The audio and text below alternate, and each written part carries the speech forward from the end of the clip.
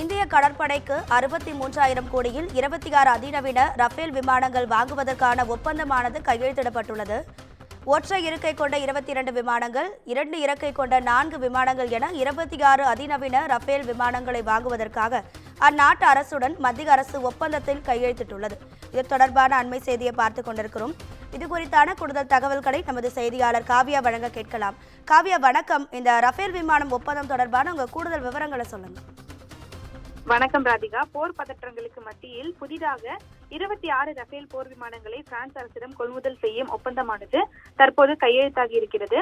இந்திய விமானப்படையின் அம்பாலா மற்றும் ஹஷிமாராவில் உள்ள தளங்களில் 36 ரஃபேல் ஜெட் விமானங்கள் இயக்கப்பட்டு வருகின்றது. 63,000 கோடி ரூபாய் மதிப்பில் புதிதாக 26 ரஃபேல் விமானங்கள் கடற்படைக்காக வாங்குவதற்கு மத்திய பாதுகாப்புத்துறைக்கான அமைச்சரவை இம்மாத தொடக்கத்தில் ஒப்புதல் அளித்திருந்தது. இந்த நிலையில் டெல்லி பாதுகாப்புத்துறை அமைச்சக வளாகத்தில் இந்தியாவுக்கான பிரான்ஸ் தூதரும் மத்திய பாதுகாப்புத்துறை செயலாளர் ராஜேஷ்குமார் சிங்கும் இன்று ஒப்பந்தத்தில் தற்போது கையெழுத்திட்டிருக்கின்றனர். இந்த நிகழ்வில் பிரான்ஸ் பாதுகாப்புத்துறை அமைச்சர் செபாஸ்டியன் லெகோர்னோ கலந்து கொள்வார் என தெரிவிக்கப்பட்டிருந்த நிலையில் தனிப்பட்ட காரணங்களால் அவரது பயணம் ரத்து செய்யப்பட்டிருக்கிறது. தொடர்ந்து தற்போது கொள்முதல் செய்யப்பட உள்ள 26 ரஃபேல் கடற்படை போர் விமானங்கள் இந்திய கடற்படைக்கு வழங்கப்பட இருக்கின்றன. முற்றிலும் உள்நாட்டில் கட்டப்பட்ட INS பிகான் போர்க்கப்பலில் இருந்து 26 விமானங்களும் இயக்கப்பட இருக்கின்றன. 22 ஒற்றை இருக்கை